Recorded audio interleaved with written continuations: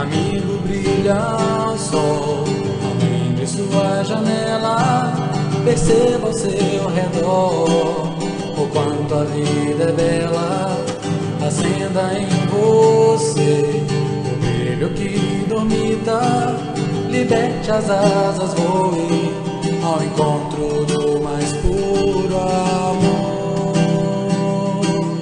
Abraço infinito. Desperte para a luz, deixe o amor brotar, frutificar de vez, que a vida é muito mais. Depende de você querer acreditar que pode ser feliz, enfim se libertar. Tchalala, tchalala, oh, oh, oh. Tchalala, tchalala, oh, oh. Amigo, brilha o sol além de sua janela. Perceba ao seu redor o quanto a vida é bela. Acenda em você o brilho que dormita. Liberte as asas, voe ao encontro do mais puro amor. Abraço infinito. Desperte para a luz, deixe o amor brotar, frutificar de vez, que a vida é muito mais. Depende de você querer acreditar que pode ser feliz, enfim se libertar. Tchalala, tchalala, oh, oh. Tchalala, tchalala, oh, oh.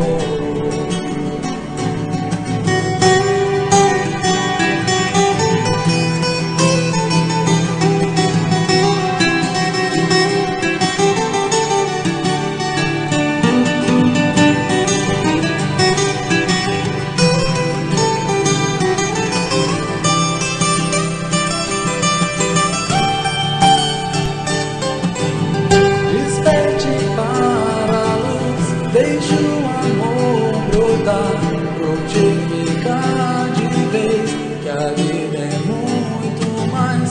Depende de você querer acreditar que pode ser feliz, enfim se libertar.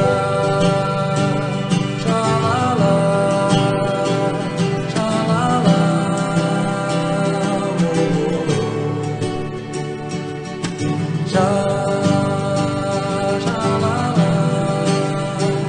oh, oh.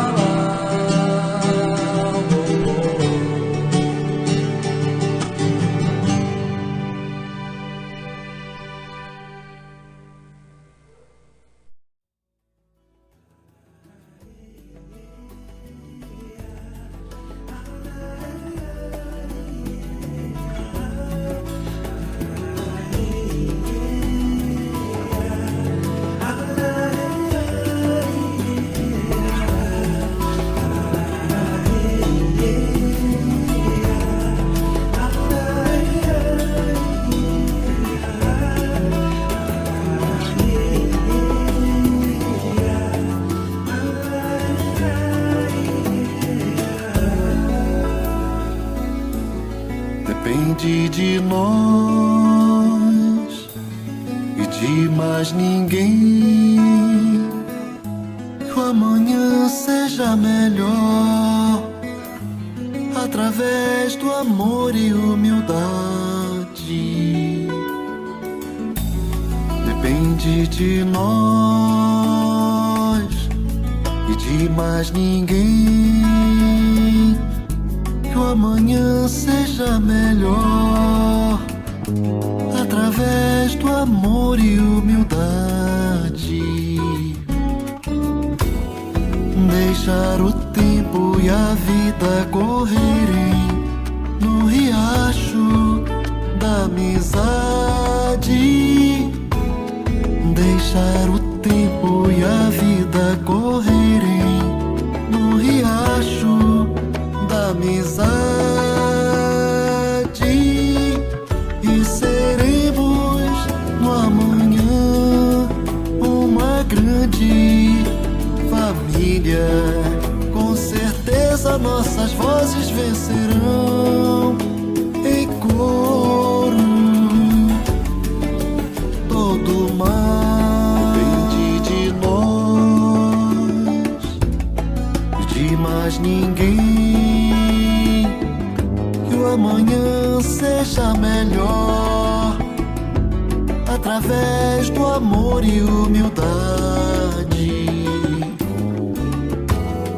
Deixar o tempo e a vida correrem no riacho da amizade. Deixar o tempo e a vida correrem no riacho da amizade. E seremos no amanhã uma grande família. Com certeza nossas vozes vencerão em coro todo mal. E seremos no amanhã uma grande família. Com certeza nossas vozes vencerão em coro todo mal.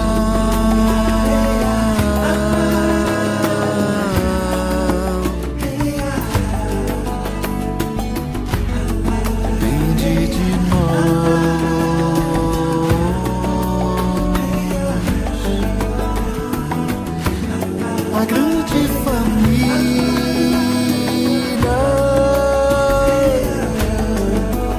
somos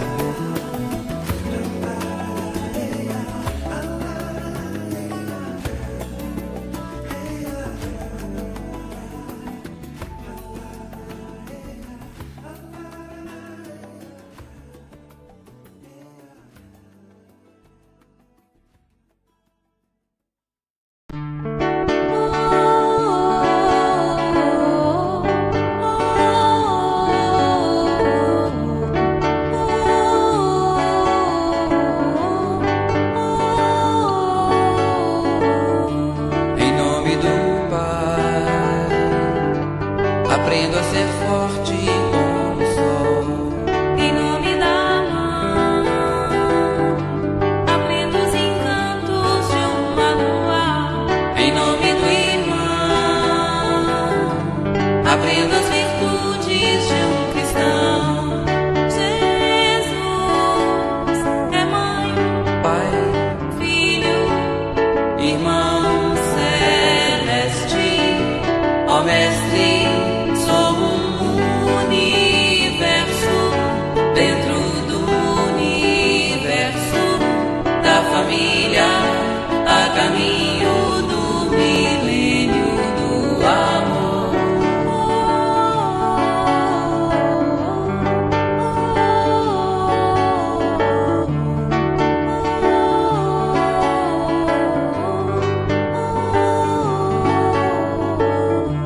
Em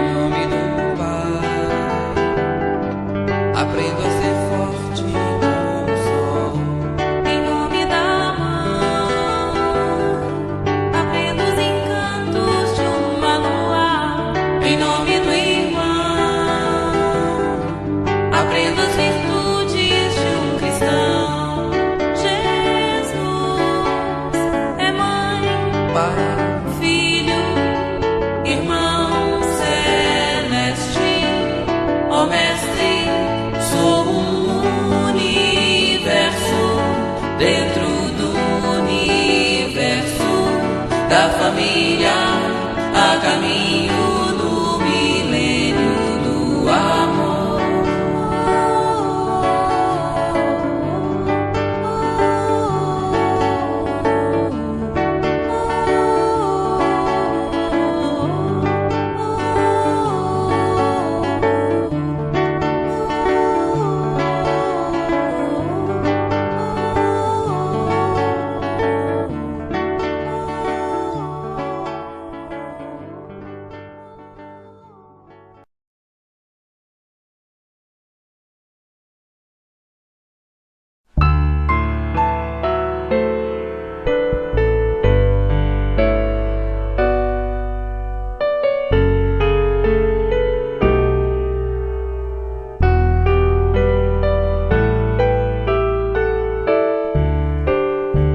Quando a vida se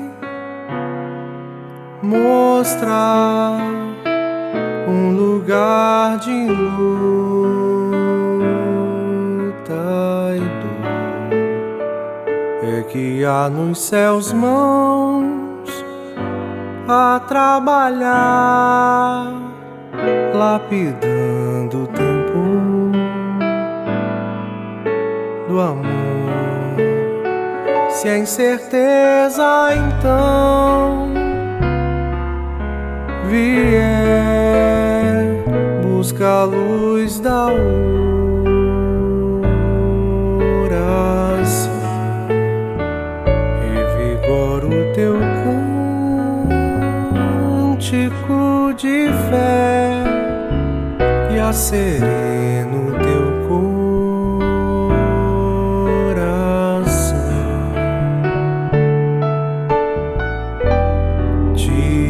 teus olhos das noites sombrias, das brumas, da desilusão. Vê tão somente que a graça divina te acena a renovação. É preciso compreender que o melhor sempre se dá. Confie, segue sem esmorecer, e o que Deus escrever será.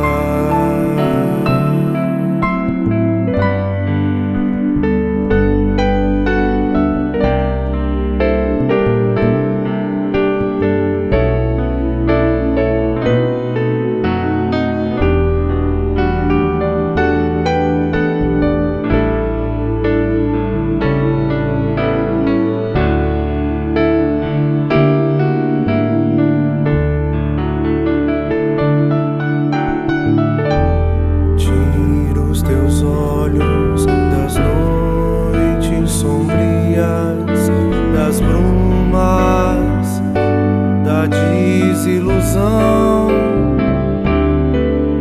vê tão somente que a graça divina te acena a renovação.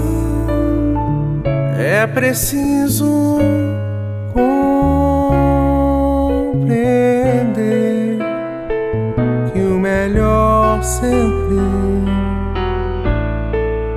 se dá.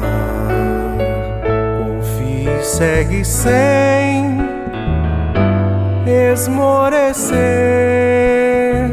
e o que Deus escrever será o melhor sempre se dá, e o que Deus escrever será.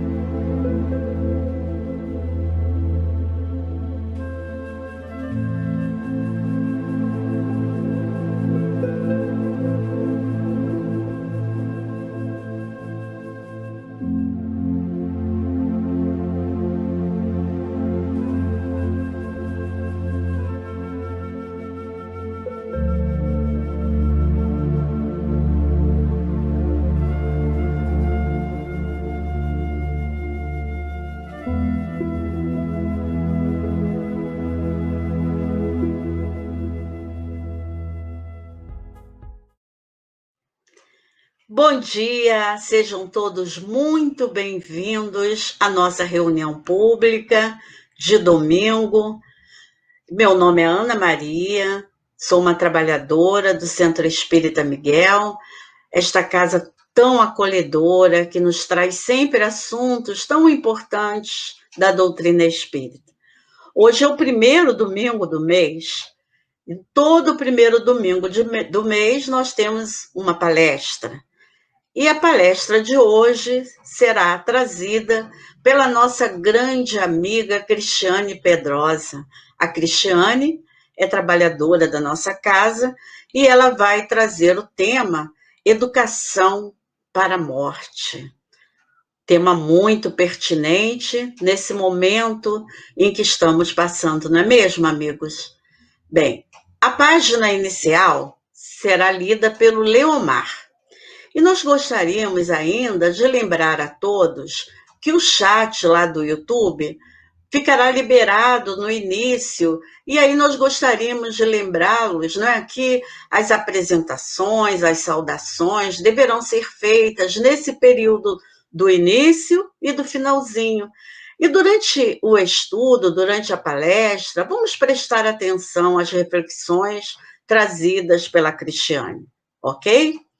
E não esqueçam, ao final de nossa reunião, teremos aquele grupo gostoso que as evangelizadoras nos trazem, o GAAL, o Grupo de Evangelização Infantil. Que possamos aproveitar esta manhã com essas reflexões maravilhosas trazidas pela Cristiane, que possamos aproveitar o GEAL, as tarefas das evangelizadoras, chamem as crianças, com toda certeza, será um momento muito importante e muito alegre. Fiquem com Deus, tenham um domingo de paz e de muitas alegrias junto aos seus familiares. Que assim possa ser, graças a Deus.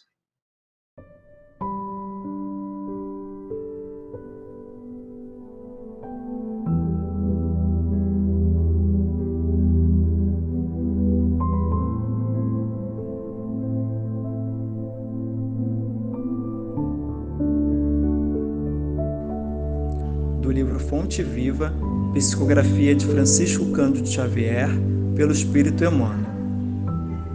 Lavradores. O lavrador que trabalha deve ser o primeiro a gozar dos frutos. Paulo, 2 Timóteo, capítulo 2, versículo 6. Há lavradores de toda classe. Existem aqueles que compram o campo e espiaram-no através de rendeiros, suarentos, sem nunca tocarem o solo com as próprias mãos. Encontramos em muitos lugares os que relegam a enxada à ferrugem, cruzando os braços e imputando à chuva ou ao solo o fracasso da sementeira que não vigiam. Somos defrontados por muitos que fiscalizam a plantação dos vizinhos, sem qualquer atenção com os trabalhos que lhes dizem respeito. Temos diversos que falam despropositadamente com referência a inutilidades mil, enquanto vermes destruidores aniquilam as flores frágeis. Vemos numerosos acusando a terra como incapaz de qualquer produção, mas negando à gleba que lhes foi confiada a bênção da gota d'água e o socorro do adubo. Observamos muitos que se dizem possuídos pela dor de cabeça, pelo resfriado ou pela indisposição, e perdem a sublime oportunidade de semear. A natureza, no entanto, retribui a todos eles com o desengano, a dificuldade, a negação e o desapontamento. Mas o agricultor que realmente trabalha, cedo recolhe a graça do celeiro farto, e assim ocorre na lavoura do espírito. Ninguém logrará resultado excelente sem esforçar-se conferindo à obra do bem o melhor de si mesmo. Paulo de Tarso, escrevendo numa época de senhores de escravo, de superficialidade e favoritismo, não nos diz que o semeador distinguido por César ou mais endinheirado seria legítimo detentor da colheita, mas asseverou com indiscutível acerto que o lavrador dedicado às próprias obrigações será o primeiro a beneficiar-se com as vantagens do fruto.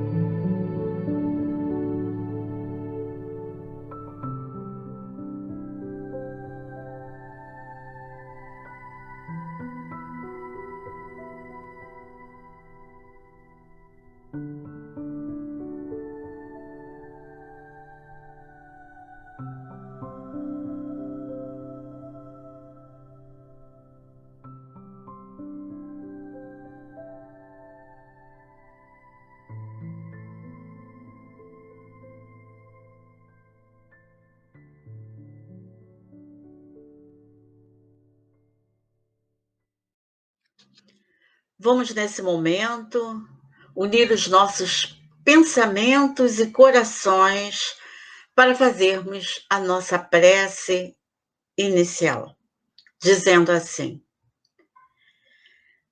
Deus, Pai de bondade e de misericórdia, Jesus, amigo querido, nosso médico, irmão maior, queremos te rogar que fique conosco nesta manhã, em que estamos todos reunidos em teu nome, Jesus, para mais uma reunião fraterna do Centro Espírita Miguel. Que possamos contar com essa espiritualidade amiga, com esses benfeitores queridos da Casa de Miguel. Que os nossos guias, mentores espirituais nos acompanhem, para que possamos compreender tudo aquilo que a nossa companheira Cristiane irá nos trazer na manhã de hoje. Que possamos estar conectados com todos esses abnegados trabalhadores, trazendo para cada um de nós o equilíbrio, a harmonia e o entendimento desta doutrina tão consoladora. E é em teu nome, Mestre Jesus, em nome de todos esses abnegados trabalhadores, mas acima de tudo, em nome de Deus, que de nossa parte rogamos o início da nossa reunião de hoje. Que assim seja, graças a Deus.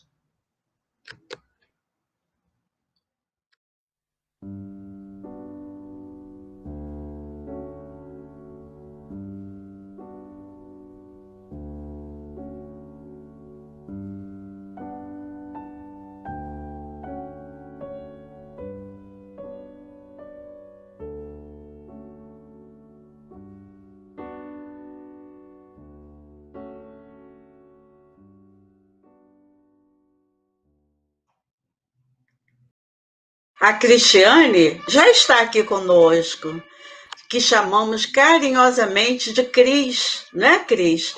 Seja muito bem-vinda, minha amiga, à nossa casa, com esse tema maravilhoso, né? Educação para a morte. Que você possa apresentar suas reflexões com esse carinho, né, que você sempre tem por esta casa maravilhosa que tanto amamos, e que todos nós que estamos aqui para ouvi-la, aproveitemos essas reflexões assim, na íntegra, né, Cris? Seja bem-vinda, minha amiga. Vamos lá? Obrigada, Ana. Vamos. O nosso tema de hoje, como a Ana Maria já avisou, é Educação para a Morte. Meu nome é Cristiane, né? Todo mundo me conhece por Cris. Eu trabalho no Centro Espírita Miguel, nos setores de evangelização, que é onde eu comecei, e também na educação mediúnica e nos cursos de passe e de esclarecimento. O nosso tema de hoje foi um tema que me veio a partir de um livro escrito pelo Herculano Pires. E quando eu fui pesquisar, na verdade eu não tinha esse livro, quando eu fui pesquisar o tema do livro, eu encontrei um outro livro com o mesmo nome, ambos com o título de Educação para a Morte. Um do Herculano e outro da Maria Júlia Kovacs, que é uma psicóloga que trata do tema da educação para a morte, dos estudos que os psicólogos chamam de tanatologia. Eu não sou psicóloga, não sou da área, eu sou da área de educação, por isso o tema me chamou tanto a atenção, e eu queria muito conversar com vocês a respeito disso, porque acho que vai ser bastante elucidativo e também porque acredito que precisamos falar a respeito. Vamos lá? Próximo slide, por favor. Bom, nesse percurso, eu vou falar um pouquinho para vocês por que eu resolvi tratar desse tema, né? E tenho aí alguns tópicos pelos quais a gente vai passar. aquela que não deve ser nomeada. Por que precisamos falar de morte? O que é a morte? Quais são os tipos? O que é o luto? Vamos falar de doença e educação para a morte. Vamos falar do que é educação para a morte propriamente dita. Não é uma educação que mata, mas uma educação que visa com a compreensão a respeito desse tema. Vamos ligar o tema à infância, à juventude e à vida madura também. Então, esse vai ser o nosso trajeto na manhã de hoje. Vamos adiante. Por que eu resolvi tratar desse tema? Falar de morte. Uma pessoa que lida com crianças e que normalmente é engraçada, é leve. Você vai falar de morte. Mas por quê? Gente, na atual conjuntura, eu não conheço ninguém que não tenha passado pelo luto. Então, as pessoas começaram a aparecer com esse assunto muito latente, em plena pandemia, em plena despedida, e as crianças também precisariam entender um pouco sobre o que estava acontecendo, e eu percebi que as pessoas simplesmente não queriam falar sobre esse assunto, apesar dele estar aí. Vamos ver o próximo slide. Tem um livro infanto-juvenil que tem um personagem que não deve ser nomeado. Ele é horrível, ele é assustador, ele é o grande vilão. E muito assim que a gente lida com a morte. Ela é essa grande vilã do qual não queremos nos aproximar. Nós sabemos que ela está ali, sabemos que um dia ela chega, mas temos a sensação, muitas vezes, de que se nós não citarmos o nome dela, ela não vai aparecer. É um comportamento um tanto quanto infantil. Precisamos desmistificar o que é, compreender o que sentimos, os processos pelos quais estamos passando e, a partir disso, termos clareza do que estamos vivendo. Sim, ela precisa ser nomeada. Sim, ela precisa ser conversada. Ela é uma das poucas fases pelas quais todos nós sabemos que vamos passar. Eu tirei um trecho aqui de um livro que é muito interessante, que fala sobre a consciência da própria morte. Já pararam para pensar que esse é um dos aspectos que diferenciam o animal humano de todos os outros animais? Esse senso, essa consciência de que a morte existe?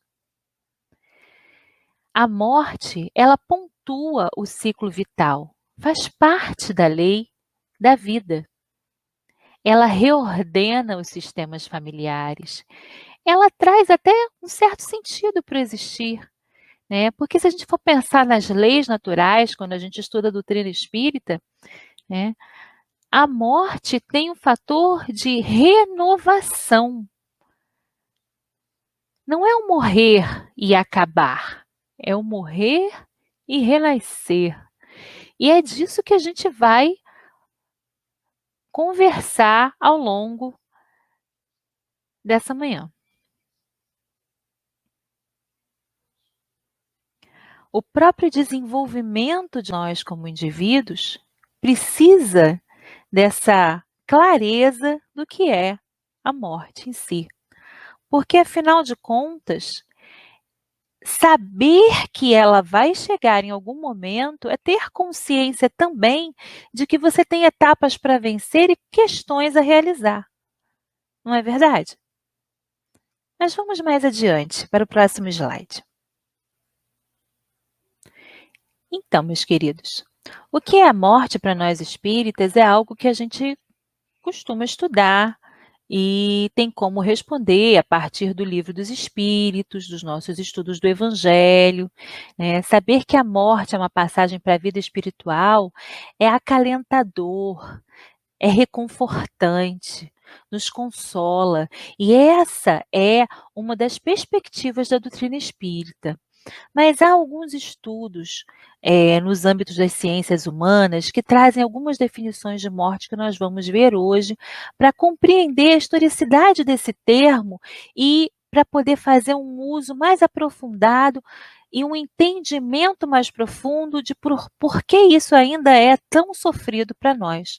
Uma vez que, apesar de espíritas, estamos inseridos numa cultura ocidental, aonde nós tomamos por base, apesar de existirem 3 estudiosos do assunto, a Maria Júlia Kovács.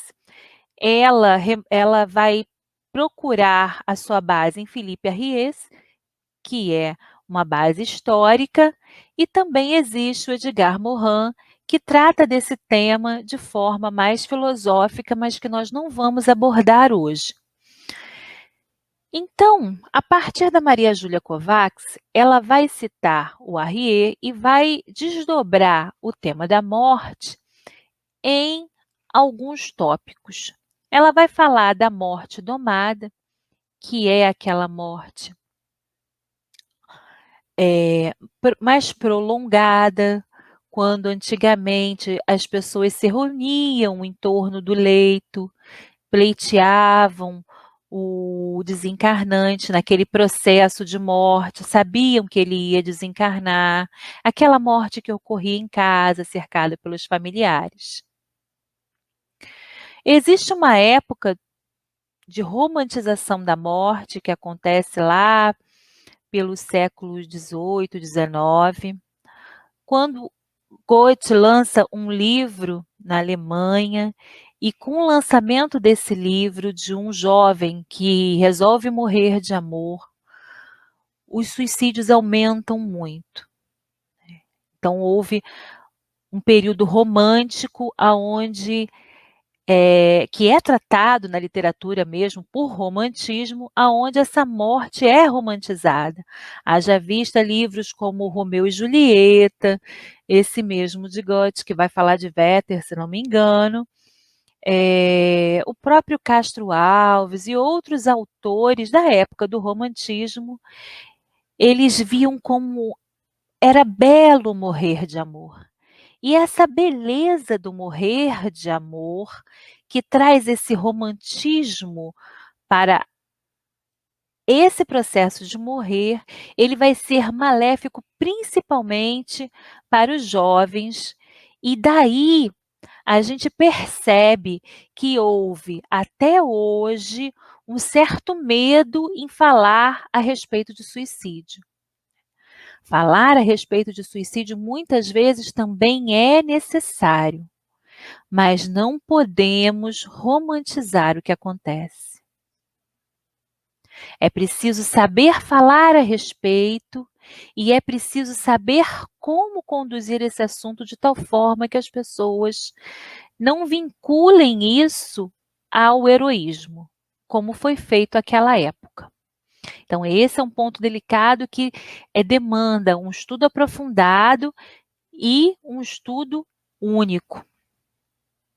Com o tempo, com o avanço da medicina e com as possibilidades de internação, os aparelhos de ressuscitação, né, aqueles que você dá aquele choque, a pessoa pode voltar, os aparelhos de respiração artificial, os rins artificiais, foi muita, como é que eu vou dizer, com tanta tecnologia, a morte começou a ficar distante das famílias. Ela começou a acontecer mais nos hospitais. Mas, ao mesmo tempo, esse processo de morte distanciado da família acabou ocasionando uma interdição desse processo de morrer, um afastamento dos familiares e que tirou muitas vezes a possibilidade que as pessoas tinham da despedida, do pedir perdão, do dizer que eu te amo, né? A medicalização excessiva, ela também ocasionou alguns prejuízos.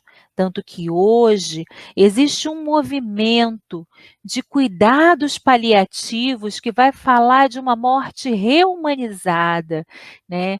Que vai perguntar para essa pessoa que está passando por um processo de aproximação do morrer com a doença, né? Quais são as necessidades que ela apresenta, o que ela gostaria que fosse feito, vai ouvi-la e vai procurar uma sedação e um cuidado que possa fazer com que ela tenha uma boa morte, uma morte serena e o mais próxima possível dos seus familiares. Essa morte interditada, ela, a partir da tecnologia, faz muitas vezes com que os profissionais de saúde lutem contra ela de todas as formas possíveis, prolongando esse processo de morrer ao extremo. E aí a gente vai falar em algumas palavras, como por exemplo a distanásia, que é um prolongamento excessivo desse processo de doença, e da ortotanásia, que seria a boa morte, o morrer com os cuidados necessários a partir não de uma falta de cuidados médicos, mas de um cuidado médico mais consciente. A morte escancarada é aquela morte que entra na casa da gente sem aviso, a partir dos noticiários, a partir do que a gente vive hoje em matéria de violência, com relação aos diversos noticiários que recebemos, também abrindo as redes sociais, com a epidemia, com as guerras, com uma série de questões que muitas vezes nos assodam, nos emocionam violentamente e, ao mesmo tempo, parecem nos afastar da morte, porque logo em seguida vem um comercial, ou essa morte é uma morte que você não consegue compreender quem foi que morreu, como morreu. Então, é um processo violento de anúncio da morte que nos choca e nos desestabiliza. Talvez compreender que a morte chega para nós de várias formas diferentes possa nos ajudar a entender por que ficamos tão sensíveis com relação a isso. Agora nós vamos falar no próximo slide um pouco a respeito do luto. O luto, gente, ele não é um sentimento, ele é um processo. Ele não dura 2 semanas, 3 meses, 1 ano. Ele é diferenciado para cada um. E nem sempre o luto está ligado exatamente à perda de um ente querido. O luto representa a ruptura do que você conhecia, da posição que você ocupava, para algo que você não conhece mais e não sabe como é que vai fazer para lidar. Existe também um aspecto aí que pode ser material. Se você perde na sua família um arrimo de família, alguém que mantém a família unida, não só financeiramente, mas emocionalmente, esse luto vai ser mais sofrido, vai ser mais desestabilizador.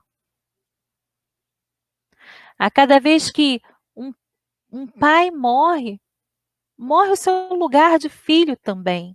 Né? De certa forma, você perde aquela relação e essa ruptura, ela é bastante dolorida. O luto é necessário como processo processo e como percepção de que você precisa reorganizar o seu lugar no mundo a partir da despedida entre você e alguém que você queria bem. Até existem pessoas que entram de luto quando perdem uma colocação profissional, porque ele estava colocado naquele emprego de tal forma que aquilo lhe estruturava a vida. E de repente ele não sabe o que fazer, não sabe mais quem é. Para onde eu vou agora? Essa sensação faz parte do luto. O luto, às vezes, pode ser muito dolorido porque você perdeu um animal querido, um bichinho de estimação. E sim, isso é válido. E sim, espíritas sentem o luto. A despedida é dolorosa. É dolorosa porque, por mais que nós tenhamos convicção de que a vida continua, há uma ruptura. Você não vai tocar mais naquela pessoa e nós somos táteis. Naquele momento você não vai poder mais sentir o cheiro, abraçar e fazer tudo o que vocês faziam juntos. E sim, isso faz falta. Espíritas choram, sentem dor, sentem. Mas, Cris, a gente sabe que a gente não pode sofrer, senão o outro vai sofrer também. Eu não quero que o meu ente querido sofra pela dor que eu estou sentindo. Que lindo, que bom. Então, tenha consciência de que, tendo se despedido dele, estando vivendo esse luto, você pode conversar com ele e dizer: meu querido, minha querida, sinto sua falta. Gostaria de fazer isso ou aquilo com você, mas nós não podemos. Mas eu tenho a convicção de que, em algum momento, nós vamos voltar a fazer. Que possam os nossos mentores espirituais nos auxiliar nesse momento, porque eu preciso me aprumar e você também. E essa serena convicção, essa consciência de que sim, está doendo, porque você não pode negar que dói, é que vai te ajudar a tomar o prumo e o reequilíbrio para continuar adiante. E não é negação, não, eu sou espírita, não posso sofrer, não, eu estou sofrendo, sou espírita, mas preciso me aprumar. Não posso deixar que a minha dor me oblitere todos os sentidos. Em algum momento eu vou chorar, em algum momento eu vou procurar me refazer. Mas eu tenho consciência de que isso dói. E não vou negar a minha dor. E não vou negar que em algum momento eu vou precisar estar sozinha. E não vou negar que em algum momento eu vou precisar de colo. Eu vou precisar pedir ajuda. Eu vou precisar talvez fazer terapia. Porque eu preciso elaborar o que eu estou sentindo, eu preciso elaborar esse processo. E o luto, como processo, ele tem algumas fases. Né? Ele tem o estado de negação, onde você diz, não, não é possível, não acredito nisso.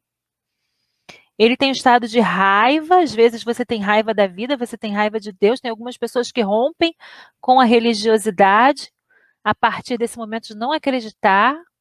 Principalmente quando esse luto vem seguido, vem acompanhado da perda de alguém que era jovem, isso para nós é muito mais difícil.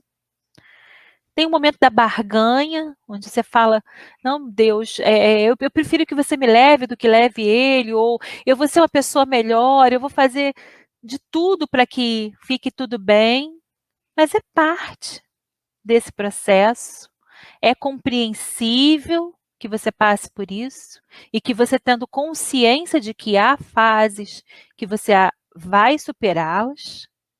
Algumas pessoas se deprimem e finalmente, em algum momento, a gente vai aceitar, porque sabemos que faz parte da vida. Todos passam por essas fases?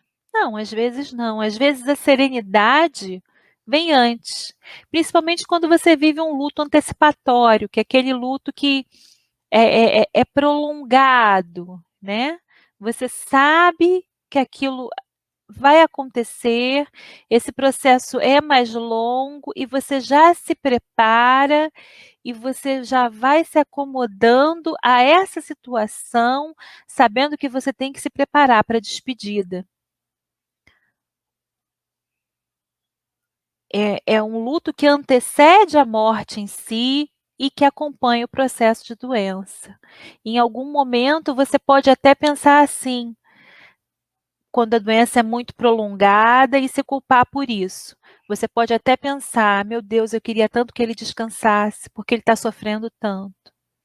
O luto antecipatório traz algumas vezes esse pensamento e as pessoas se culpam. Mas não deveríamos nos culpar por causa disso. Devemos ter consciência de que o que queremos é que o outro possa se refazer e estar bem. O que não podemos é antecipar o processo da morte. E isso vai contra as leis de Deus. Mas rogar a Deus que esse sofrimento seja minimizado, cuidar para que a pessoa receba os analgésicos necessários, para que sofra o mínimo possível, né? Fazendo as comidas preferidas, ou trazendo aqueles cuidados que ele gostaria de ter, conversando com a pessoa. Viver de tal forma que a pessoa tenha um bom desenlace, para que ela possa dizer, antes de partir, as 4 coisas que todos nós deveríamos ter o direito de dizer. Desculpe, obrigada, eu te amo e adeus. Faz parte do processo. Que a gente não interdite o luto de ninguém. Porque muitas vezes a gente acredita que perder o emprego não deveria causar luto. Mas aquele emprego era a vida dele. Ou a vida dela. Algumas pessoas acham que um aborto não deveria causar um processo de luto. Mas havia ali uma imagem idealizada. Havia um vínculo espiritual, já uma conexão feita entre ambos, pai, mãe e bebê. A gente vê no Reencarne de Segismundo mais adiante que é necessário que esse pai acolha para que essa criança venha naquele seio familiar na maior parte das vezes. Principalmente quando não há uma reencarnação compulsória. Nós, medianos, espíritos conscientes, normalmente planejamos isso, planejamos para que essa reencarnação aconteça e, inclusive, acolhemos os nossos filhos antes disso, tanto pais quanto mães. Então, que a gente possa compreender e acolher o luto de cada um. O luto de quem parte e o luto de quem fica. Porque quem parte também parte enlutado muitas vezes. Porque quem parte também está se despedindo do que deixa aqui. Também rompe com a relação que vivia conosco, de cheiro, de afeto, de toque, e parte para o pós-vida, para essa vida que continua, muitas vezes até assustado. E é isso que a gente vê nas reuniões mediúnicas. As nossas reuniões mediúnicas, elas estão cheias de pessoas que não perceberam que desencarnaram. E que sofrem sim um luto por conta disso. E que são recebidas Muitas vezes a gente vê nas reuniões de educação mediúnica prática, inclusive, e nas reuniões que continuam acontecendo quando nós estamos dormindo e continuamos acolhendo esses irmãos que desencarnam, a gente percebe que vai um pastor evangélico receber um irmão que era evangélico. Vai um padre católico ou uma freira receber aquele que professava a fé católica.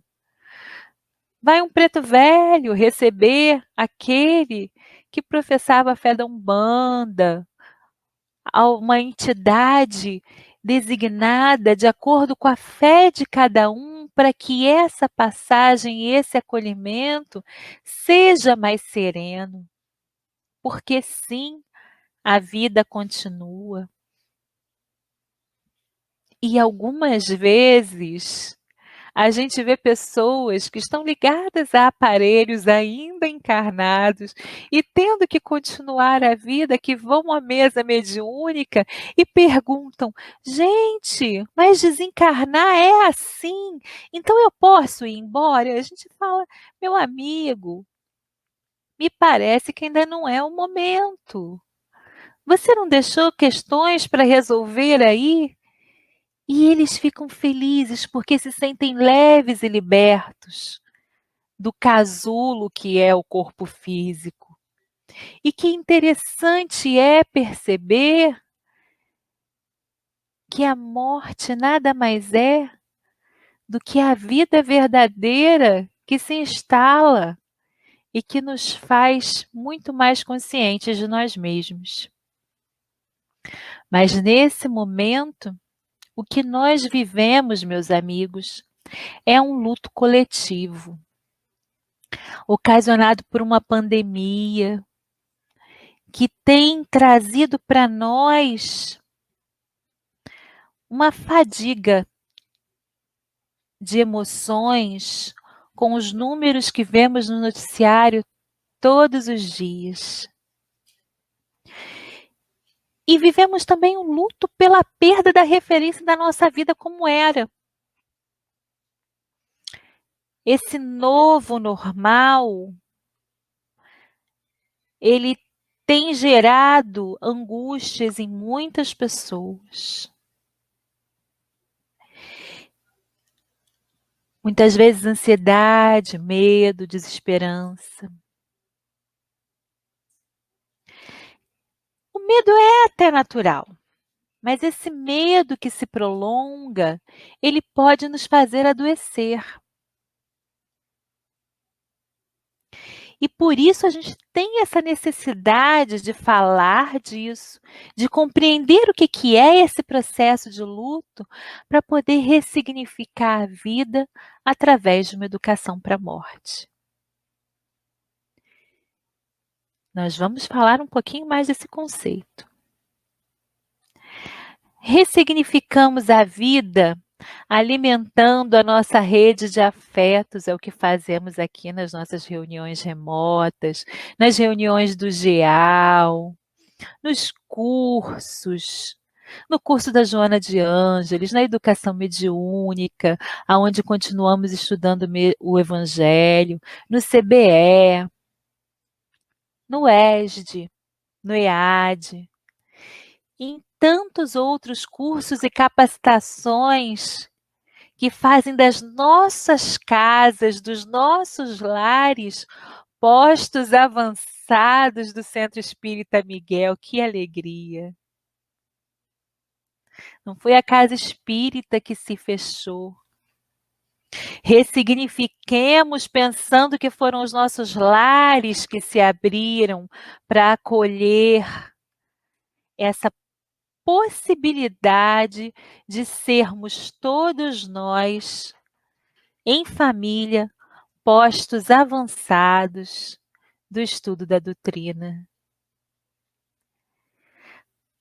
Nós estamos ressignificando, fortalecendo esses nossos recursos internos a partir do estudo constante. E assim, nós vamos apaziguando o nosso cérebro para que possamos sair desse circuito de luta, né? ou fugir, que dispara o medo em muitas pessoas, porque espiritualidade nos traz a possibilidade de sermos aqueles que se conectam ao mais alto para fazer vibrar a fé e a esperança nos corações daqueles que encontramos pelo nosso caminho. E isso é muito feliz. É essa alegria que eu vejo vibrando quando eu falo com vocês hoje. A possibilidade de ressignificarmos isso a partir da reunião de mentes e corações por um mesmo ideal. E aí a gente lembra daquela historinha, né, de que um feixezinho de madeira você faz assim, ele se parte, mas vários feixes juntos, amarrados, como nós, unidos, assim juntinhos como estamos agora, vibrando nessa mesma sintonia. Nossa! Isso faz com que nós nos fortaleçamos. Eu costumo dizer que doutrina espírita é combustível para caminhar adiante. A gente não pode perder esse vínculo, a gente não pode perder essa possibilidade de estudo, de comunhão, de troca, de ressignificação da vida, porque a vida continua. Vamos adiante para o próximo slide? Então, afinal de contas, Cristiane, o que é educação para a morte? Eu diria para vocês que existem 2 tipos de educação. Nessa perspectiva aqui, existem muitos outros, mas existe uma educação que mata e existe uma educação para a morte. A educação que mata é aquela que tira a esperança, que deixa você, lá para baixo, depressivo, triste, pesado.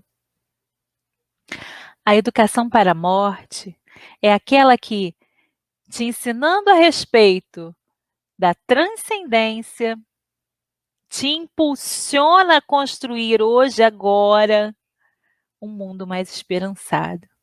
E é isso que eu vim trazer para vocês hoje desde o início. Falando a respeito de instrução, sim, porque a gente pega alguns termos técnicos, mas falando principalmente e basicamente de uma educação esperançada.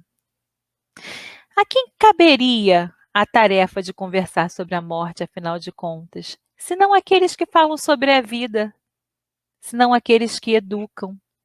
Quando a gente educa as crianças na evangelização, quando a gente vai trabalhar com educação, ou quando a gente está na casa espírita como expositor, coordenador de curso, a quem cabe, afinal, conversar sobre a morte? Se não a nós, espíritas, que lidamos com ela, né, que experimentamos na mesa mediúnica o contato com os nossos irmãos que já desencarnaram e que não nesse momento, afinal de contas, não temos reuniões presenciais, mas que sabemos que esse vínculo continua, que sentimos o magnetismo da espiritualidade atuando e nos impulsionando a continuar esperançando e esperançados. Porque as vibrações nos nossos lares hoje nos dão conta disso. Não é mesmo? Vamos adiante, então. E aí a gente vai fazer alguns vínculos de educação para a morte com temas diversos ao longo da própria trajetória do espírito na carne.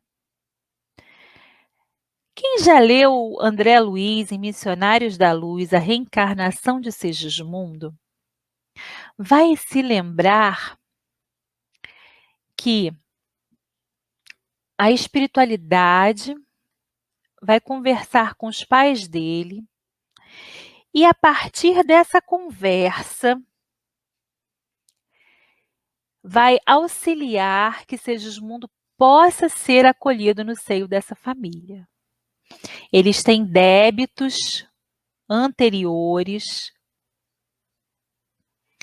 Ele faz todo um planejamento reencarnatório para retornar. Ele planeja o corpo físico que irá ter.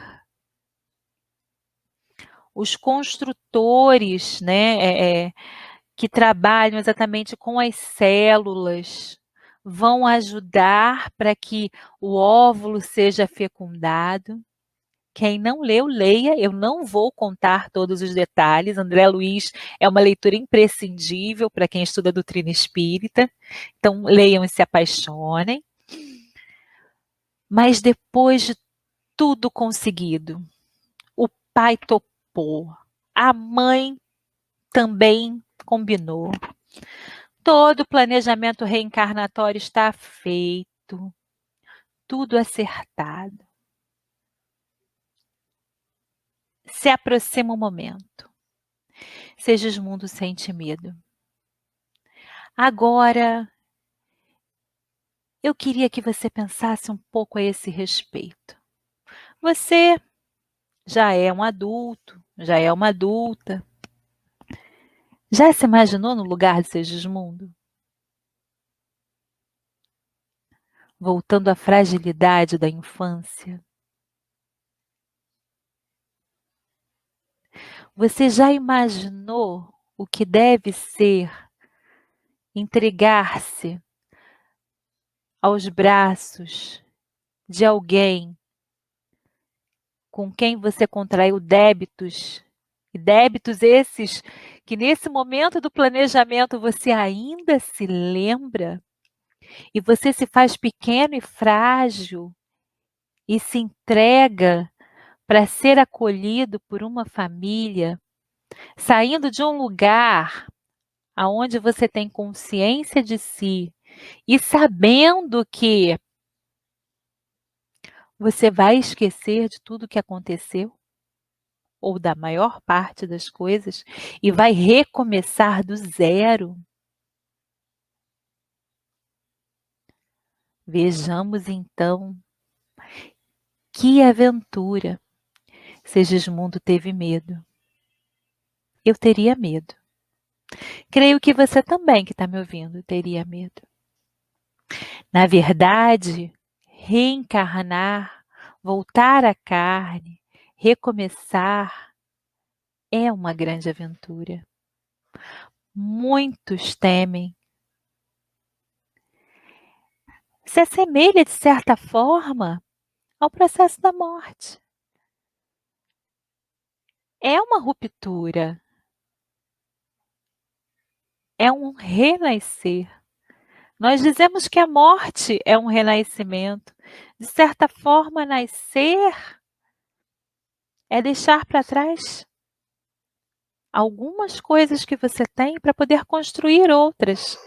E ninguém vem à Terra sem um planejamento. Quando você olha para uma criança e tem a doutrina espírita já dentro do seu coração, você olha para aquele bebê e você não vê só um bebê. Você vê um espírito imortal que se esconde naquele corpinho e pensa: nossa, você voltou à Terra. Como você é corajoso. Que nós possamos guiá-los então. Que nós possamos ensinar a esperança não só nas nossas ações, porque o exemplo é a forma mais eficaz de ensinar, mas que principalmente possamos ser fontes de inspiração para que eles continuem trabalhando na verdade e não na hipocrisia. Com aquele famoso faça o que eu digo, não faça o que eu faço. fugir a uma educação hipócrita. Tem um trecho que eu vou ler para vocês na íntegra, que Herculano traz de Tagore, que ele diz assim: a criança é a árvore, alimenta-se do meio em que se desenvolve, absorvendo os seus elementos e produzindo a fotossíntese espiritual que beneficiará a todos que a cercam de cuidado e atenção. O exemplo é, assim, o meio mais eficiente de renová-la, desligando a sua mente do passado para que ela inicie uma vida nova. Reencarnar também é processo e dura 7 anos, esse início do processo de reencarnação. Mas em algum momento, o corpo desabrocha. Vamos ver o que acontece então, na perspectiva da educação para a morte, quando a gente fala da adolescência, da juventude. A juventude é esse desabrochar do organismo físico. Os hormônios eclodem. E aí eu lembro do filho pródigo. Porque nesse momento da juventude, o que acontece é não só a maturação do corpo físico. A mediunidade eclode. O espírito retoma a consciência de quem era e vai fazer um balanço de tudo que traz do passado, com relação à educação que recebeu na infância. E em algum momento ele vai pensar: e agora? Que caminho eu vou seguir? Eu preciso entender quem sou eu. E muitas vezes nesse processo de entender quem sou eu, para poder escolher o seu rumo, o jovem, o adolescente, ele machuca aqueles que estão mais próximos. Porque ele precisa compreender quem é. E ele tenta começar a fazer as suas próprias escolhas, por mais doloridas que sejam. E por mais dolorosas que elas sejam, nós devemos, de alguma forma, nos lembrar da parábola do filho pródigo, compreendendo que, se realmente semeamos na infância aquilo que era necessário, agora é hora do espírito começar a alçar voo sozinho. Dolorido para quem fica no ninho, dolorido para quem maternou, para quem teve o lugar de mãe, de pai, seja mãe ou pai biológico ou não, isso não importa. Muitas vezes uma avó, uma tia ou um tio que esteve ali, que acompanhou e sente essa ruptura, essa necessidade que o jovem tem de dizer não, deixa eu pensar por mim. Mas é processo de maturação. E se você educou esse jovem para a morte, na perspectiva do Herculano, da compreensão da doutrina espírita de que a morte é a continuação da vida e a vida é a renovação da morte, nesse ciclo, ele sabe que ele veio à Terra para semear alguma coisa. Ele tem, nesse momento de esperança de mudar o mundo, um incentivo de quem está perto de si, porque não educa para que ele adormeça os seus sonhos ou para que ele faça morrer as perspectivas que tem dentro de si, mas educa para esperançar, para dizer sim, você é capaz, tente de novo. Se não for nessa existência, você consegue na próxima. Ah, eu quero ser advogado, seja. Eu quero ser um ativista, seja. Eu quero transformar o mundo, transforme.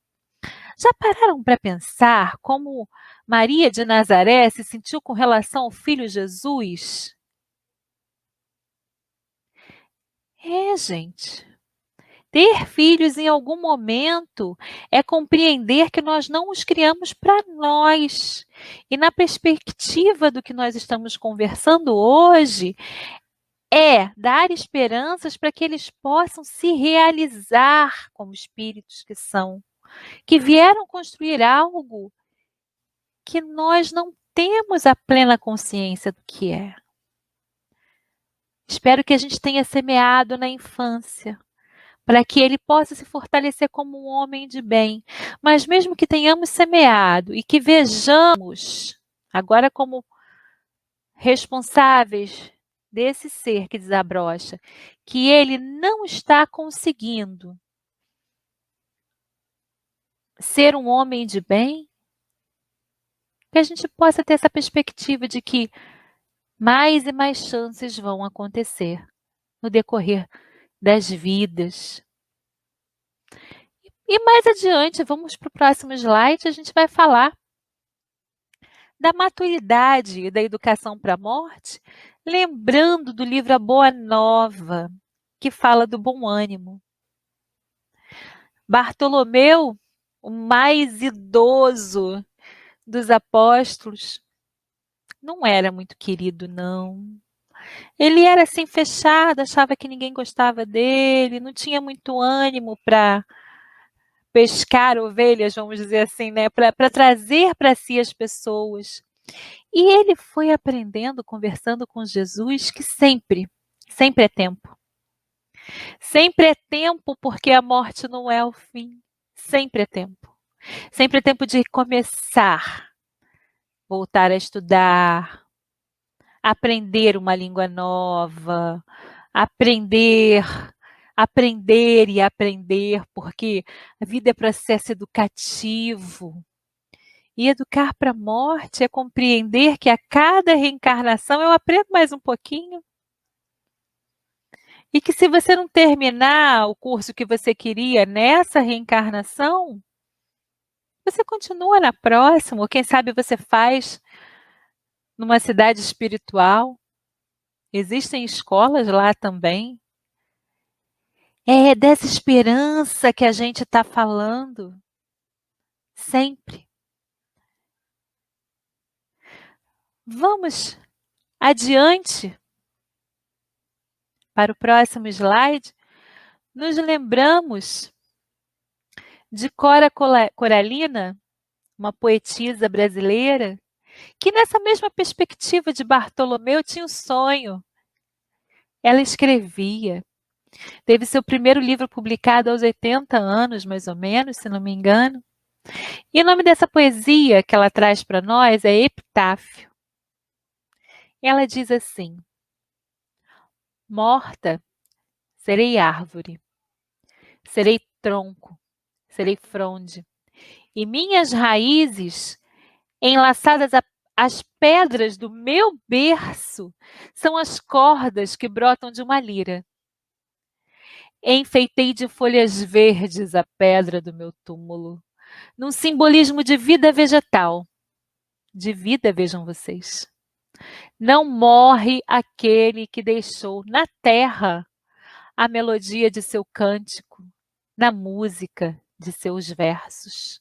Nem eu e nem você morreremos nessa perspectiva.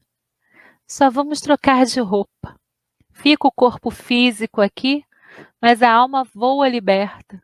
Ou como diria Kardec no seu epitáfio, vamos ver o último slide. Como disse nosso querido Allan Kardec, nascer, morrer, renascer ainda, progredir sempre, tal é a lei. Assim como esse símbolo da borboleta, né, que ciclo a ciclo sai, cresce aquela larvinha, lagarta, cria um casulo, desabrocha e voa livre. Não é à toa que em diversos lugares Os desenhos das borboletas trazem esse simbolismo de renovação, tanto nos nossos livros infantis para as crianças, para explicar a respeito da reencarnação, como em Auschwitz havia lá uma linda parede pintada de borboletas, como símbolo da esperança e da transcendência, porque graças a Deus a vida continua. Essa é a mensagem que Jesus nos deixou quando retornou da pátria espiritual. A morte do corpo físico é apenas um processo de renovação da vida. É como se fosse um processo de uma festa de ano novo, quando você para, faz um balanço e retoma com novas perspectivas e novos sonhos, com novas possibilidades, não um ano novo, mas uma vida nova. E a gente não veio para cá a passeio, mas isso não quer dizer que a gente não vai se divertir ao longo do caminho. A gente é muito mais feliz e muito mais divertido quando a gente pensa na perspectiva de que existe uma educação para a morte que nos prepara para a vida e para a vida em abundância, porque o momento é hoje, o momento é agora e a vida continua. Era essa mensagem que eu queria trazer para vocês hoje. Eu espero que nós possamos terminar com os nossos corações plenos de esperança e da certeza de que estamos aqui na Terra com a missão de semear essa mensagem de acolhimento, do Consolador prometido, aonde quer que estejamos, como espíritas que somos. Um bom domingo a todos e uma boa semana. Que manhã maravilhosa, né, meus amigos? Quantas reflexões. Muito obrigada, Cris, pelo teu carinho, pelo teu cuidado em trazer esse estudo tão maravilhoso para todos nós, que a gente possa, todos nós nos sentirmos acolhidas, né? Com essas reflexões tão pertinentes. Muito obrigada mesmo, de todo o coração. Teremos aí muito material para pensarmos, né? Para refletirmos em nossas vidas durante toda a semana, né, minha amiga? Que maravilha! Aproveitemos ao máximo todo esse material importante. E agora, Cris, a gente queria aproveitar um pouquinho mais de você, né? Queríamos te pedir para fazer a nossa prece de encerramento. Mas espera só um pouquinho, nós vamos ouvir uma música e depois da música você vai trazer essa prece final. Tá bom, Cris? Muito obrigada.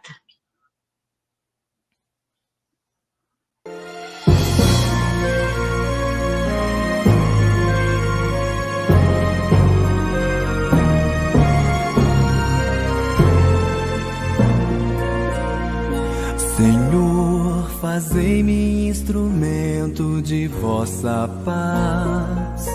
Onde houver ódio, que eu leve o amor. Onde houver ofensa, que eu leve o perdão.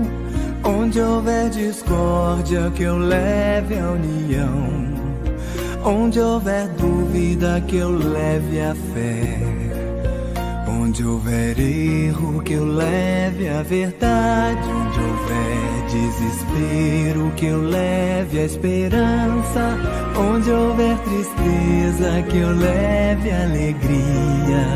Onde houver trevas, que eu leve a luz.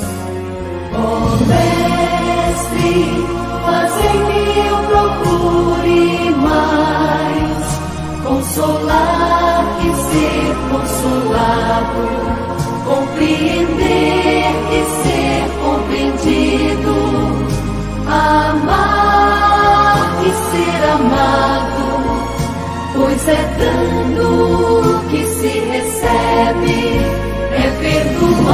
que se é perdoado, e é morrendo que se vive para a vida eterna.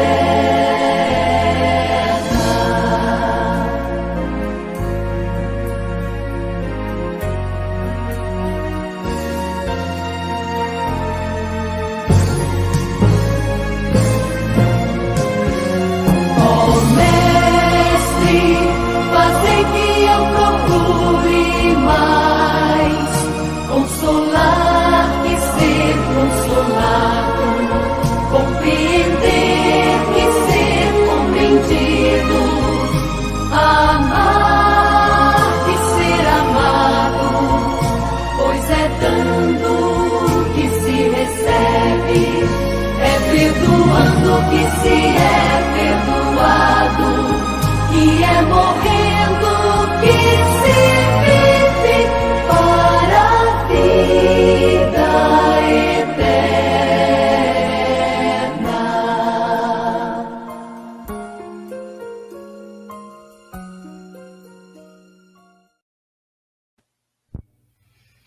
É com o coração cheio de esperança e de alegria que encerramos então essa manhã de domingo, Senhor, convictos de que a vida continua, de que o bálsamo da doutrina espírita e seu consolador prometido puderam nos trazer todo o remédio que precisávamos antes mesmo que a tormenta chegasse.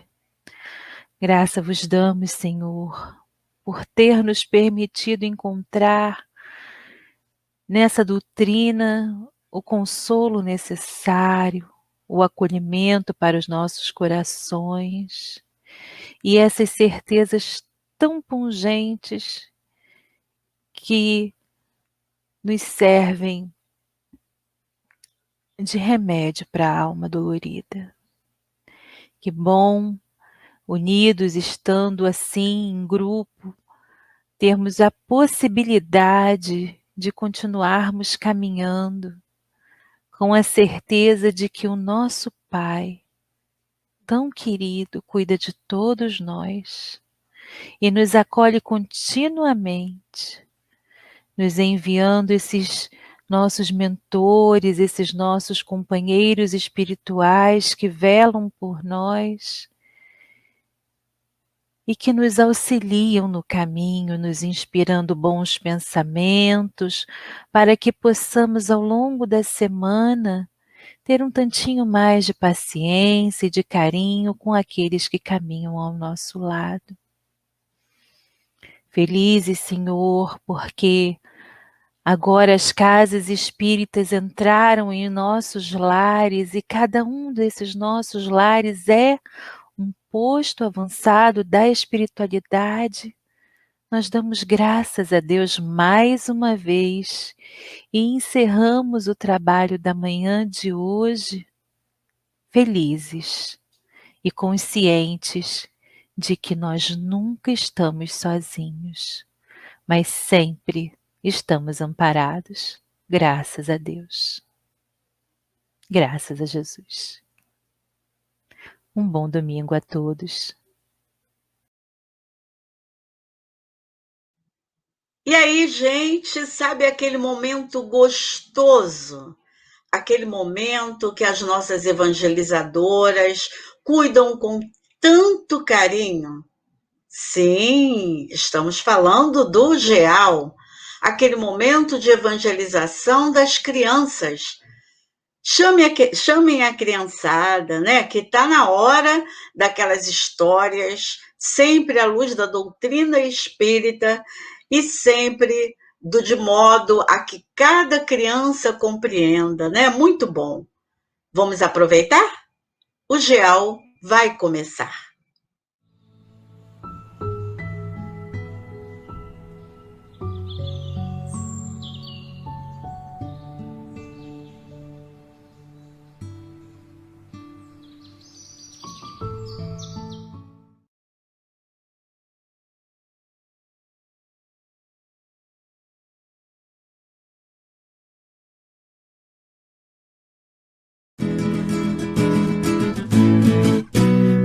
Quando chega amanhã, é hora de pular da cama.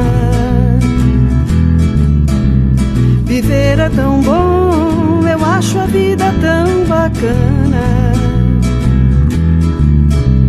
Eu peço a Deus que faça-se a sua vontade e que eu saiba aproveitar tamanha oportunidade. A minha evolução é a programação divina.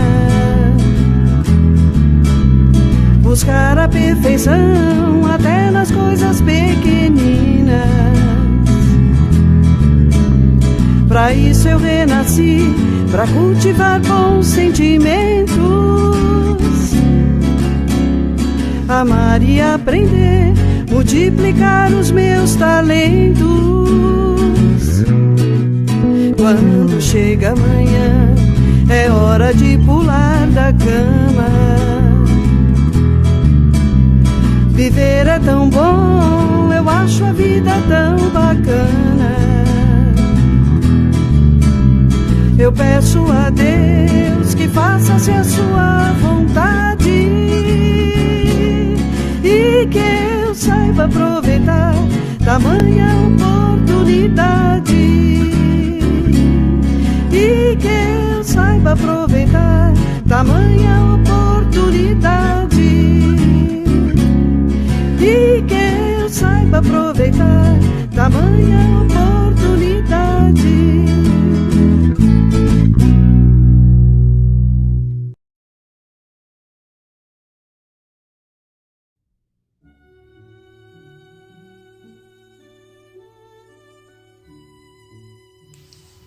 Emmanuel, pelo médium Chico Xavier, nos alerta que tem coisas na vida que não têm preço e sempre devemos lembrar. É um sorriso de confiança, uma prece de ternura, uma frase de bom ânimo, um gesto de solidariedade, um minuto de paz, não tem preço na terra.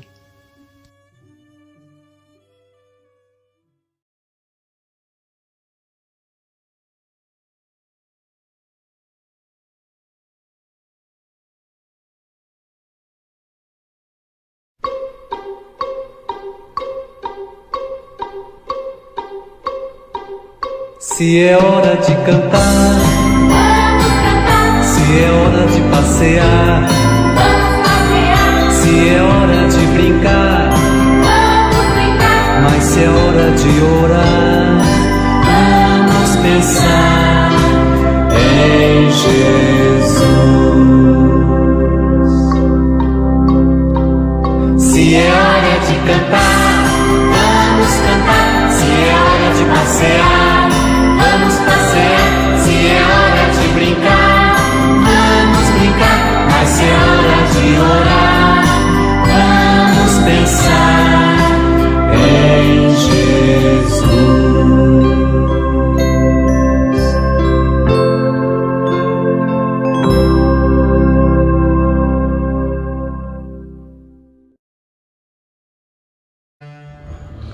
Agora, nós vamos à nossa prece inicial. Amado Mestre Jesus, obrigada por a oportunidade desse estudo, que nós possamos estar com as nossas mentes e os nossos corações abertos para receber essas palavras que foram preparadas pelas nossas evangelizadoras, que possam tocar o nosso íntimo, o nosso coração, o nosso espírito e nos mudar, nem que seja só um pouquinho. Com a sua permissão, a gente inicia o estudo de hoje. Graças a Deus.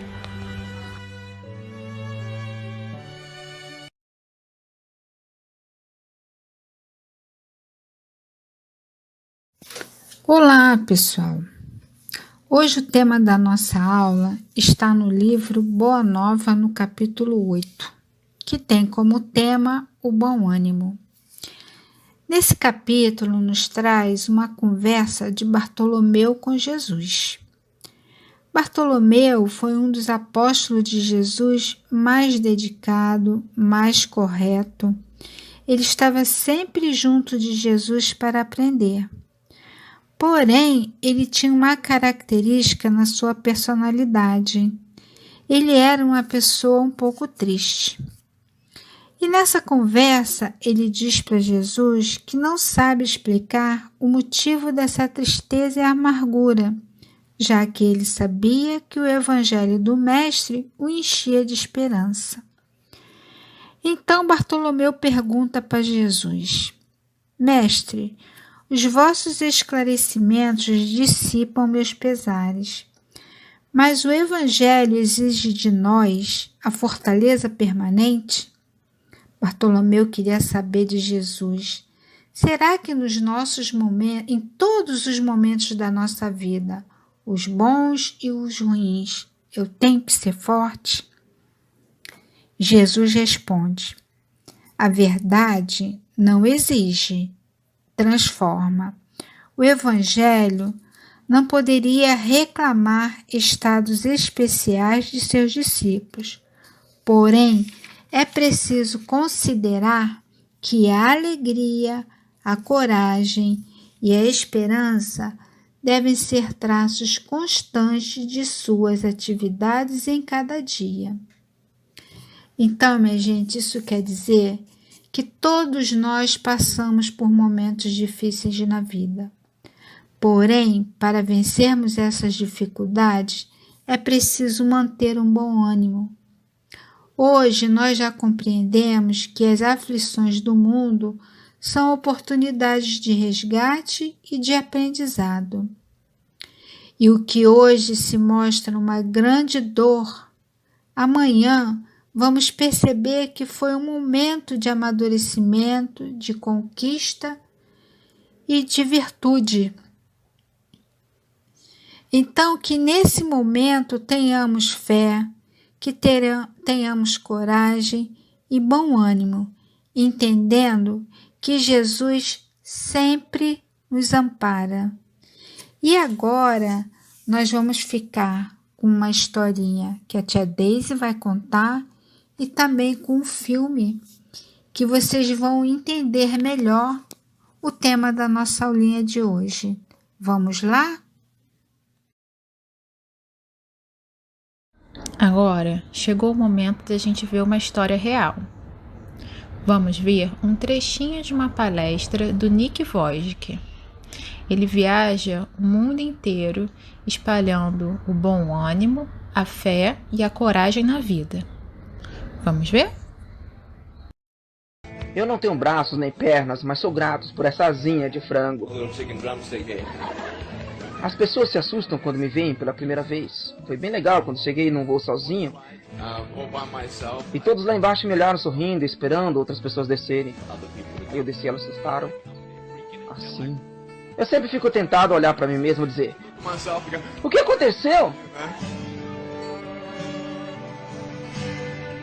Sabe, houveram momentos em que olhei para minha vida e pensei: não posso fazer isso ou aquilo.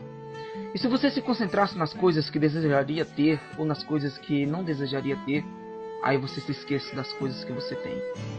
Creio que em nenhum ponto da minha vida eu diria: eu gostaria de ter braços ou pernas, braços ou pernas, braços ou pernas, porque isso não adiantaria. O que tenho visto na vida são alguns princípios chaves, e a primeira coisa que vi é que devemos ser gratos. É difícil ser grato, cara, te digo. Quando eu tinha 8 anos de idade, eu pensava sobre minha vida, que nunca me casaria, que nunca teria um emprego, que nunca teria uma vida, que nunca teria um propósito. Que tipo de marido eu serei? E se nem mesmo posso segurar a mão da minha esposa? É uma mentira pensar que você não é bom o bastante. É uma mentira pensar que você não vale nada. Então você o que faz quando cai? Você se levanta, porque todo mundo sabe se levantar. É tão fácil quanto andar. Mas eu não vou a lugar algum. Mas eu posso te dizer que há momentos na vida que você irá cair. E você vai sentir que não tem nenhuma força para se levantar. Você acha que você tem esperança?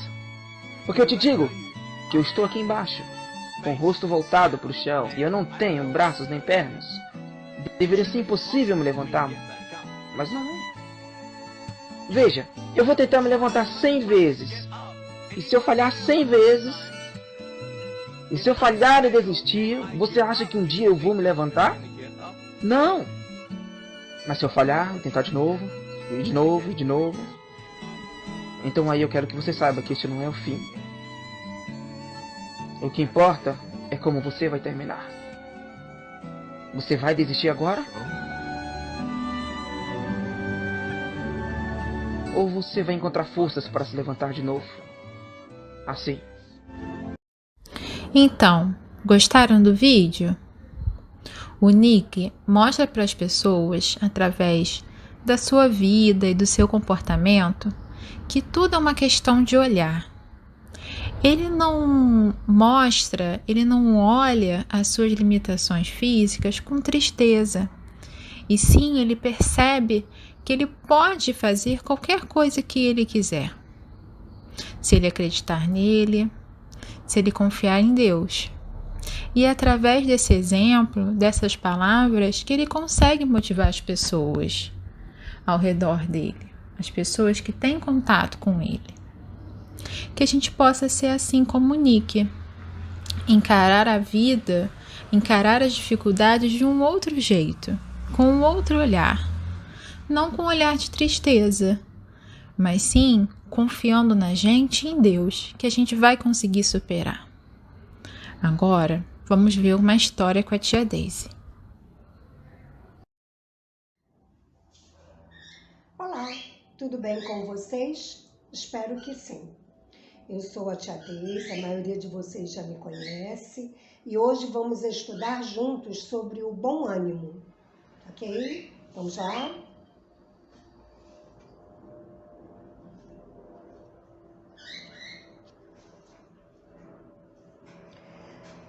Oi, tudo bem com você, amigo? Ah, sei. Tá, então depois a gente se fala. Eu, hein? Toda vez que eu o chamo para brincar, ele diz que está estudando. Acho que é por isso que ele só tira 10. Bom, acho que eu vou tirar uma sonequinha, né? Porque eu tô numa preguicinha. Filho, eu ouvi a sua voz. Você me chamou? Tá estudando ou falando sozinho, hein? Eu tô lendo, mamãe. Tô estudando muito.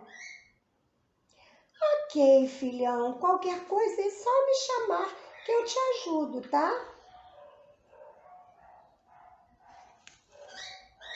Eu lendo, estudando, é ruim, hein?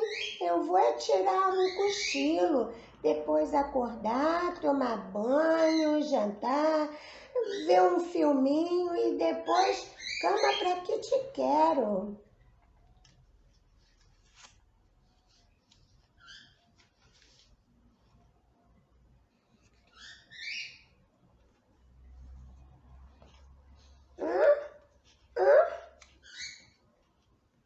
Minha criança, eu estou aqui, te observando, lendo os seus pensamentos. E você sabe que eu tudo sei. E vi quando você novamente enganou sua mãe, que tanto te ama, que cuida de você, com tanto carinho, que confia muito em você. Quem é você? Eu acho que eu te conheço. Você é Jesus. Filho, acorda. Você estava dormindo. Sou eu, sua mamãe. O que está acontecendo com você, meu filho? Por que esse desânimo? Estamos num período difícil, eu sei, por causa da pandemia. Tudo está um pouco diferente. Nós temos que cumprir com nossos deveres, nossas responsabilidades. E daqui a pouco tudo isso vai passar, se Deus quiser. Você tem tudo. Tem pais que te amam, te auxiliam. Tem escola, tem comida gostosa que a mamãe faz. Tem o conforto de um lar.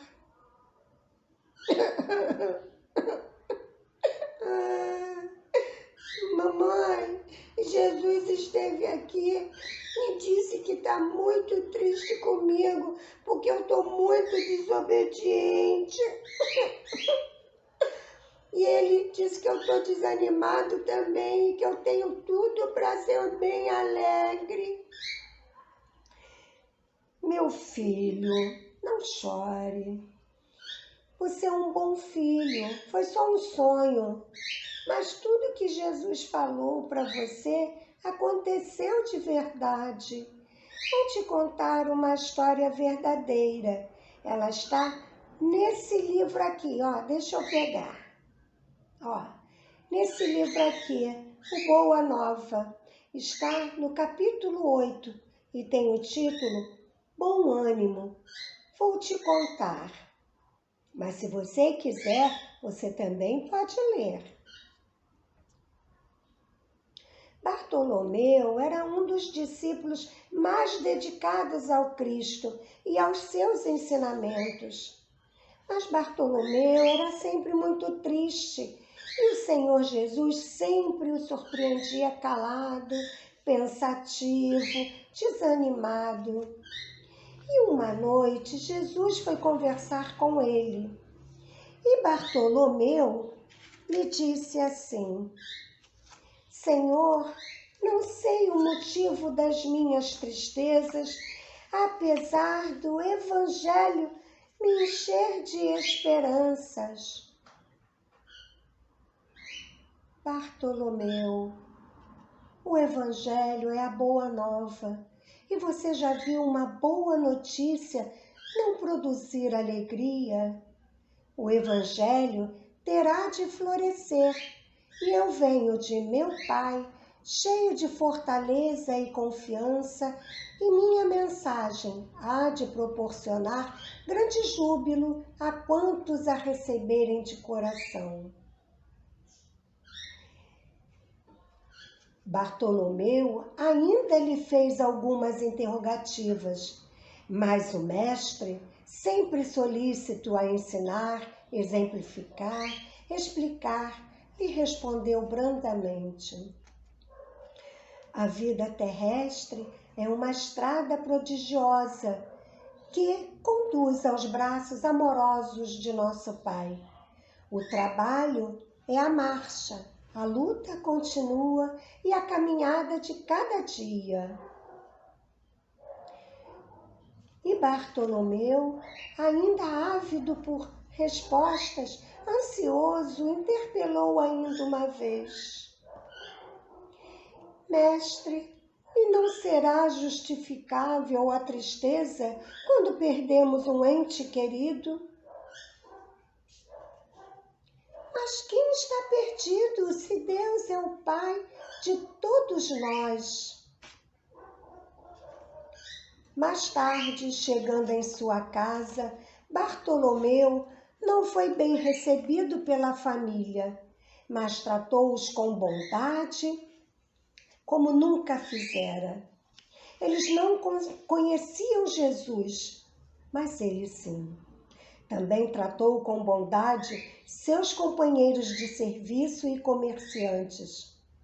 No sábado seguinte, às margens do lago, Jesus falava à multidão e, ao começar a falar sobre a boa nova, em servir ao outro e se alegrar por ser útil, seus olhos pousaram em Bartolomeu, que agora era uma alma livre, leve e satisfeita por ter encontrado a alegria e o bom ânimo de vir, de viver e aprender com Jesus.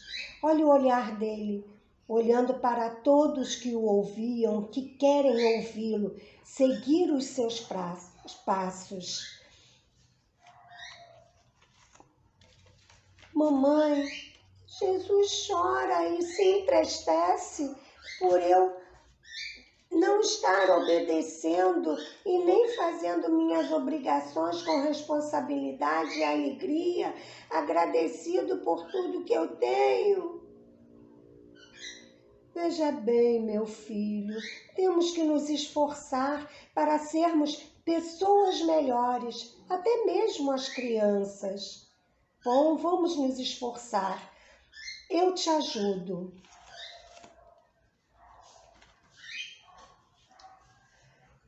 E aí, meus amores, gostaram dessa narrativa, desse novo ensinamento de nosso querido mestre? Conseguiram entender essa mensagem? Pois é, ele, Jesus, está esperando que cada um de nós faça a sua parte, trabalhando, orando, auxiliando com bom ânimo e boa vontade. Pois isso é ser um bom cristão. É olhar para o outro com olhos amorosos e quando chegar perto do outro, ter bom ânimo, ter alegria, sabendo que você nesse momento pode ajudar. Sem esquecer, é claro, que quantas vezes nós também precisamos muito da ajuda do nosso irmão, de Jesus, que se utiliza de nosso irmão, a vir em nosso amparo, assim como nós vamos ao amparo do outro. Ele conta com a ajuda de todos nós e também de vocês, crianças.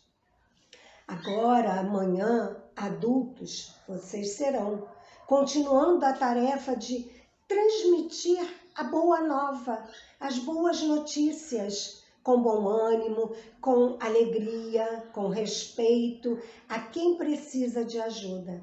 Ele conta com todos nós, ok? Tenhamos bom ânimo nessa tarefa, seguindo os passos de Jesus, de cabeça erguida, pois somos todos filhos de Deus com as mesmas oportunidades de vencer a nós mesmos e as nossas próprias dificuldades. Então, agora nós vamos passar para a atividade com a tia Beatriz. Tchauzinho, até a próxima. Beijo. Olá, tudo bem? Eu sou a tia Bia e agora a gente vai para a atividade desse estudo. A gente vai montar um quebra-cabeça e esse quebra-cabeça ele tem a imagem de Jesus e de Bartolomeu, que a gente pôde ver na história da tia Daisy e também na explicação que a tia Shirley passou pra gente. Vamos lá? Vamos começar? Primeiro, eu vou detalhar aqui, espalhar os pedacinhos do quebra-cabeça, para eu conseguir ver como é que encaixa.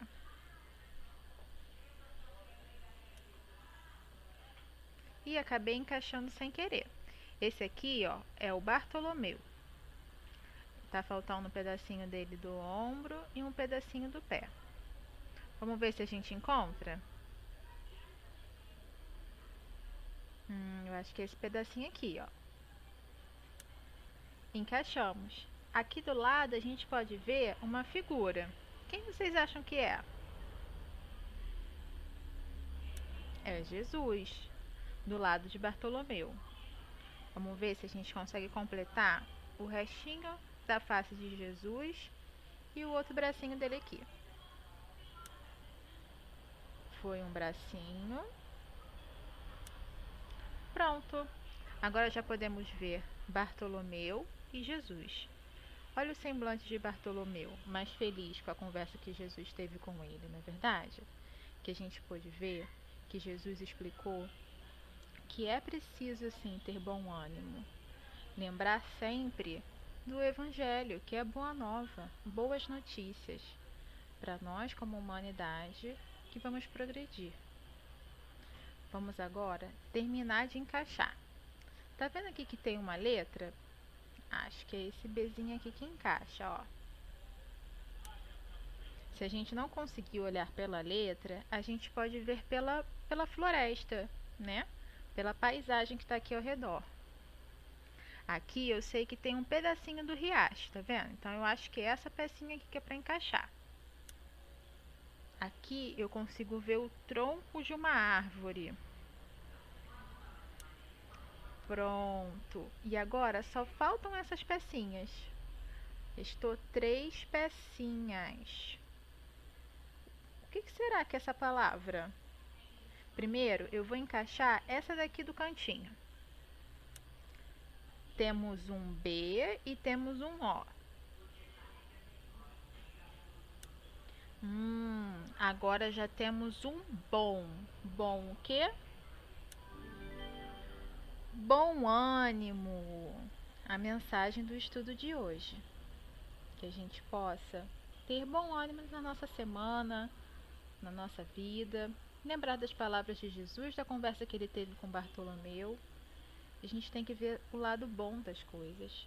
E que as coisas ruins que acontecem na nossa vida sempre têm uma finalidade boa para o nosso crescimento, para o nosso aprendizado. Não esqueçam que essa atividade está na descrição do vídeo e que a gente está ansiosas para ver no Padlet também, tá bom? Um beijo em todos e uma boa semana.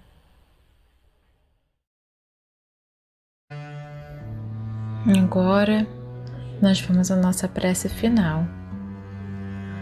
Senhor Jesus, obrigada por esse estudo, que nós possamos sair daqui carregando esse sentimento de ânimo, de felicidade, de entusiasmo, e que nós possamos espalhar esse sentimento na nossa família, nas pessoas em que nós convivemos, que a gente possa carregar esse sentimento conosco durante essa semana, durante esse mês, e que a gente sempre possa lembrar de Jesus e como ele viu o mundo, que através dele a gente também pode mudar esse olhar. Obrigada, Senhor. Com a sua permissão, a gente encerra o estudo de hoje. Graças a Deus. Felicidade é ter Deus no coração. Fernando Duó. É bem difícil se você se recusar, mas abrir seu coração sempre ajudará. Basta cantar, dar as mãos e perdoar. Feche os olhos pra maldade e feliz você será. Ser feliz é sorrir sem reclamar, é doar e acreditar no amor, no céu, no mar. Para crer no bem que Jesus nos quer, não feche seu coração, seja simples a qualquer. É bem difícil se você se recusar, mas abrir seu coração sempre ajudará. Basta cantar, dar as mãos e perdoar. Feche os olhos pra maldade e feliz você será. Ser feliz é sorrir sem reclamar, é doar e acreditar no amor, no céu, no mar. Para crer no bem que Jesus nos quer, não feche seu coração, seja simples a qualquer.